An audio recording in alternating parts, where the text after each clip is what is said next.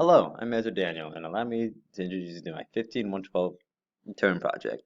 So, my project is based on the popular arcade game PacMan, but with a twist. Specifically, it is multiplayer enabled, meaning that you can play this game with your friends over the internet on different machines.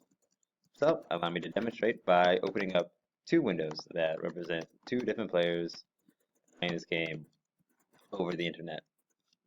So, when you start off, you have this splash screen, and you can actually pick from two different modes. One, the play game mode, which is the mode that I just described. You and up to three friends, where can play as Pac-Man or the Ghost to try and get the highest score possible. Second mode is the single player mode. If you don't have friends you can play with over the internet, no problem. Just play against an AI and try to clear the board of pellets before the AI gets you. So, let's start first with the multiplayer version. So here, it starts off two players. It's because there's only two windows. You can see that you're player one because the player on the left is player one because theirs is larger than there, and the player on the right is player two. The goal of Pac-Man, who in this case is player one, is to get 700 score, which is the goal of every player. So the goal of the Ghost is to collide with Pac-Man so that he can respawn as Pac-Man. Only Pac-Man can get points, so you need to be Pac-Man if you want to win. So if you collide, then player one is now Ghost, player two is now Pac-Man. So Pac-Man collect points in a multitude of ways. One, he can consume fruit for points, like right if I was this fruit right here. So that increases my score by 50. Two, he can also collide with a Ghost while a power pellet is enabled. So if a power pellet is consumed, the Ghost becomes vulnerable. If I run into him, then I get points.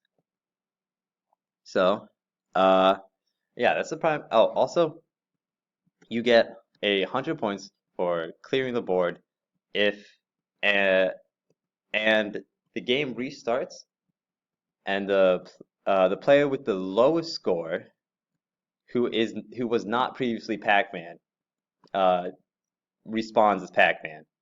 So I can demonstrate that in just a few seconds.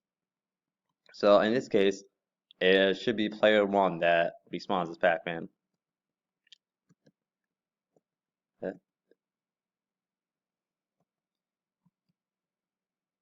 And yeah, there we go. So player one player one's Pac-Man. Yep, he can go consume pellets to his heart's content. And that's the basics of the multiplayer version. First, 1,000 points wins. Go and challenge your friends. So now let me show the single player version. So now I just need to open up a new command prompt window, and instead of playing a multiplayer version, let me play the single player version. So the single player version is just you versus an AI. At first, the AI doesn't do anything because it's actually a very good AI, difficult to beat. It uses depth first searching to find the shortest path between itself and Pac-Man.